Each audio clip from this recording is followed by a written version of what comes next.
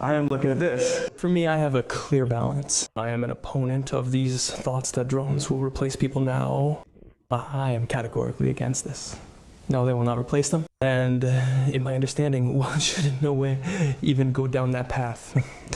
Although at the same time, I understand that in the near future it is completely impossible anyway. Our technology is not at the level where robots could replace people. Whether that is good or bad, it will not happen. But we do use artificial intelligence. We use AI for processing large arrays of information for guidance on, let's say, final trajectories and so on. But these are, well, say, separate elements. If I, for example, try to replace all analytics with artificial technology, well, first, a machine will never be able to, let's say, feel feelings. It will never be able to. Therefore, it will interpret certain events or actions purely according to its programmed logic, which often leads to false conclusions. That's first. And second, well, I would simply have to fire a bunch of people. But you want some social institution. For you, the main thing is efficiency. And I'm telling you that a machine will provide an answer purely based on an algorithm.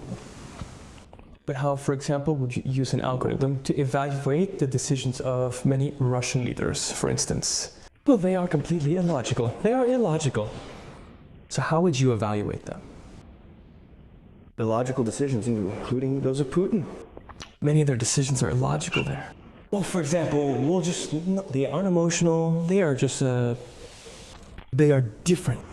How would you, for example, say, if you, let's imagine, had a super artificial intelligence, yes, and how would a machine, for instance, imagine this, evaluate meat grinder salts in the 20th century? Listen, well they could. Artificial intelligence could take examples from history. The storming of Berlin, for example. For instance, yes, it had to be take Berlin, drive them in. And how would they drove them to slaughter? Yes, but the last time was in 45. Now with new technologies, it is unlikely, and the current, let's say, political and social state of the world, well, would not allow such things. But they exist. They exist. Or, for example, cases, this is also true. Cases of cannibalism at the front, well, they exist. Well, they exist among the Russians, right? So what artificial intelligence is going to account for all of this for you? And how will it calculate for you that way? Colleagues there, whatever but enemies, but they also communicate among themselves somehow. They find out that there is a cannibal in the unit. So what happens next? We know of several cases where they shot such people. Well, shot because he was a cannibal, or it was scary. But tell me, it is all impossible to calculate.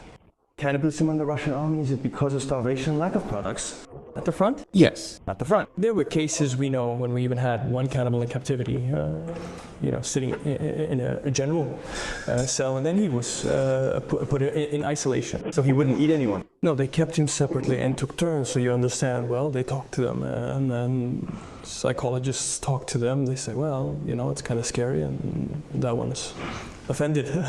He says, they don't want to talk to me. Well, it's a laughing matter, as they say. Tell me, can you extract a lot of information from the prisoners you are interested in? Yes, great deal. Tactical level, as much as possible. They say everything. Yes. Well, how could they not speak? Regarding, yes, cannibalism, I am, of course, shocked. In any case, we have released it several times. I even remember these Russian intercepts of how they talk among themselves. Well, they all, frankly speaking, even the Russians are shocked by this, but it just exists. Well, it is there. Okay, closing the topic of artificial intelligence. The ancient Greeks had a proverb, everything can happen because already. By simply analyzing history, one can understand it. They will behave in this way. Maybe, but I believe in the power of the human mind. And so far, I have not seen a machine that can fully replace a human. Well, that's good for us, of course. Regarding our information space, our Ukrainian space, to what extent does it influence people's understanding of what is happening?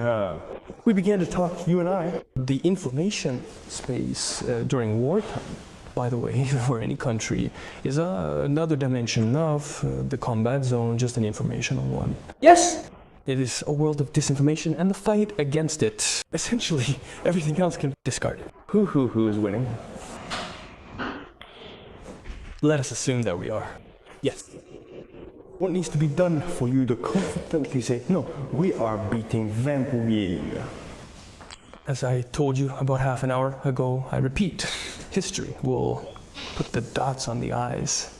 Right now, you and I can say whatever we want. History will show who was right and who was wrong. But listen, people, listen.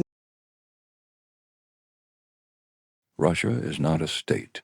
It is a malignant tumor, feeding on human flesh.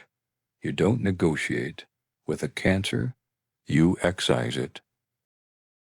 Death to the cannibals.